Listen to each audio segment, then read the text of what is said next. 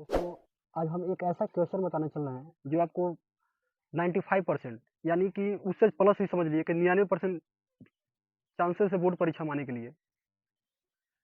तो आप इसको 2 से 3 बार लगा लीजिएगा। संभावना अधिक से अधिक है बोर्ड एग्जाम आने के लिए। यदि आप इसको 2 से 3 बार लगाते हैं तो उम्मीद है परीक्षा में आने के लिए। यदि आ जाता है तो बहुत बेहतर है, यदि नहीं आता है तो कोई बात नहीं, आपकी तैयारी हो जाएगी लगाने के लिए। लेकिन कुछ उम्मीद है, कई किताबों में देखा गया है और कई बार ये बोर्ड एग्जाम में पूछा गया है। तो इसलिए इसको बताने चलना है। यदि आपने इसको लगा लेते हैं तो बहुत बढ़िया है, नहीं लगा पाते तो इस वीडियो को शुरू से लेकर अंतिम तक देखिए। बिना बहुत ही अति महत्वपूर्ण ये क्वेश्चन है। देखिए थोड़ा सा क्वेश्चन यहाँ पर लिखा है। जो भी क्वेश्चन हो यहाँ पे स्टार बना दे रहे हैं हम। कह रहे कि यदि त्रिभुज पी क्यू आर, एक त्रिभुज है, ये कोई त्रिभुज है पी क्यू आर में, कह रहा है जिसका कोण क्यू समकोण है, कोण क्यू समकोण है, कोण क्यू समकोण है, जिसमें आपका एक इसमें समीकरण दिया है पी आर प्लस में क्यू आर बराबर में 25, फिर आपका दिया है पी क्यू बराबर में 5 सेमी, पी क्यू बराबर में 5 सेमी। तो हमको मान निकालना है sine P cos P tan P, इस 3 चीज का मान निकालना है। ये एनसीईआरटी का प्रश्न है, इसका ज्यादा चांसेस है बोर्ड परीक्षा में आने के लिए। तो आप शुरू से लेकर अंत तक इस वीडियो को देखिए। उम्मीद है कि आपको बहुत अच्छे पी क्यू आर है। तो बनाते हैं त्रिभुज, एक त्रिभुज हम बना लिए। ये बन गया आपका त्रिभुज पी क्यू आर। ये आपका हो गया एक त्रिभुज जिसमें देखिए एक बात और कॉमन दिया इसमें, क्यू समकोण है। जिसको समकोण बोलेगा इसको बीच में हमको रखना है। क्यू समकोण है तो यहाँ पर हम रख दिए क्यू को समकोण, क्यू समकोण लिख दिए। ठीक है, इसको हम मान लेते हैं पी, इसको मान लेते हैं आर, पी आर, क्योंकि त्रिभुज आपका पी क्यू आर है जिसमें एक चीज आपको खुद बोल दिया है कि क्यू समकोण है, बाकी दो आपका बचेगा तो दोनों को किसी को कहीं आप रख सकते हैं। ठीक है, अब इसमें हम समझते हैं जिसमें पी क्यू, पी और क्यू, इसका मान आपका 5 दे दिया है, इसका मान आपका 5 दे दिया है। पी क्यू इसका मान आपका दे दिया है 5, इस दोनों को मान को नहीं दिया है तो हम लगा रहे हैं इसमें पाइथागोरस प्रमेय का सूत्र। उसके बाद से होता है आधार का वर्ग, आधार का वर्ग। अब देखिए ना यहाँ पर दिया है, ये आपका हो जाएगा लंब, छोड़िए पहले कोण देखिए यहाँ से, ये आपका हो जाएगा कोण। तो कोण आपका हो जाएगा पी आर का होल स्क्वायर, पी आर का होल स्क्वायर। लंब आपका हो जाएगा पी क्यू का होल स्क्वायर, पी क्यू का होल स्क्वायर। आधार आपका हो जाएगा नीचे वाला आर क्यू का होल स्क्वायर, आर क्यू का होल स्क्वायर। यदि आपको इस तरह भी नहीं समझ में आ रहा है तो साइड में यहाँ पर लिख लीजिएगा, ये बेचारा लंब है, यह बेचारा कोण है, ये बचा जो आधार है, ये आपका आधार है। ठीक, अब रख दिया गया, जिसका मान दिया उसको मान को रख दीजिए। जैसे आप देखिए पी आर देव नहीं किया है तो पी आर नहीं दिया है तो पी आर को इसी तरह नहीं दीजिए, पी आर का whole square. Q R, Q R कहाँ, पी क्यू, पी क्यू कितना दिया है 5, तो यहाँ पर लिख देते हैं 5। भाई दिया है तो रखा जाएगा, जो नहीं दिया उसे छोड़ दिया जाएगा, नहीं दिया तो छोड़ ही दे रहा है ना। आर क्यू का होल स्क्वायर, ये नहीं, इसको छोड़ दिया गया है। अब देखिए ये हो जाएगा आपका पी आर का होल स्क्वायर, 5 का वर्ग, 5 में 5 से गुणा करेंगे तो ये हो जाएगा 25, प्लस में आर क्यू का होल स्क्वायर। नहीं दिया है तो नहीं दिया है, रकम नहीं किए हैं, छोड़ दिए हैं। अब इसको बराबर किधर भेजेंगे, ये आपका हो जाएगा पी आर का होल स्क्वायर। और देखिए इसको बराबर किधर भेजेंगे तो ये प्लस में, तो ये आपका हो जाएगा माइनस में आर क्यू का होल स्क्वायर बराबर इधर बच जाएगा बेचारा केवल 25, ये आपका हो गया 25। अब एक चीज और देखिए आपको क्या कॉमन देखने को मिलता है, यहाँ पर एक आपका फॉर्मूला बन रहा है ए स्क्वायर माइनस में बी स्क्वायर का। साइड में देखिए यहाँ पे आपको लिख देते हैं ए स्क्वायर माइनस में बी स्क्वायर, ये होता है ए प्लस में बी और ए माइनस में बी, ये होता है आपका फॉर्मूला। अब इसको दो भागों में हमको तोड़ना है, एक में प्लस लिखना और एक में माइनस लिखना है। ये आपका आर, फिर प्लस में आर क्यू, प्लस वाला तो हो गया, बचा आपका माइनस वाला, पी आर माइनस में आर क्यू बराबर में 25।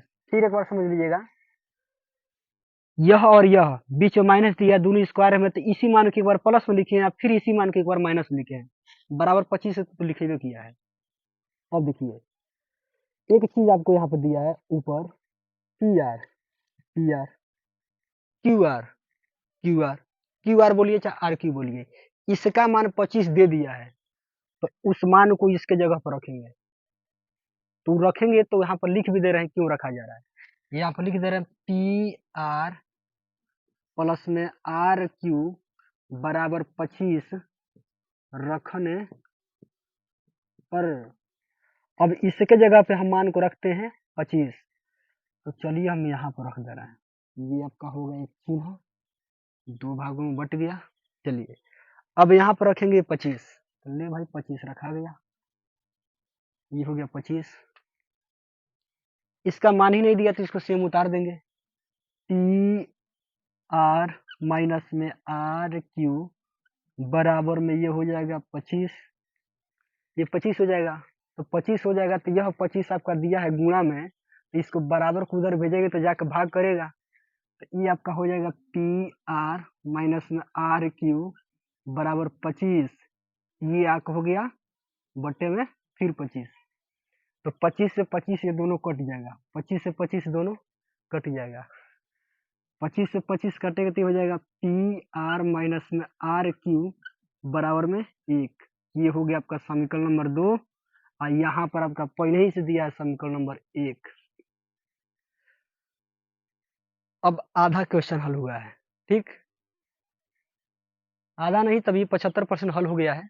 आगे देखते हैं हम, अब इस दोनों को हल करके हम दोनों का मान निकालेंगे, यानी कि यह दोनों गाय भुजा को निकालेंगे, कैसे निकालते हैं चलिए, एक हम विलोपन विधि आप चैप्टर 3 में पढ़ चुके हैं लोग, तो यहाँ डायरेक्ट लगाते हैं हम लोग, समीकरण 1 में से 2 को घटाने पर, समीकरण 1 में से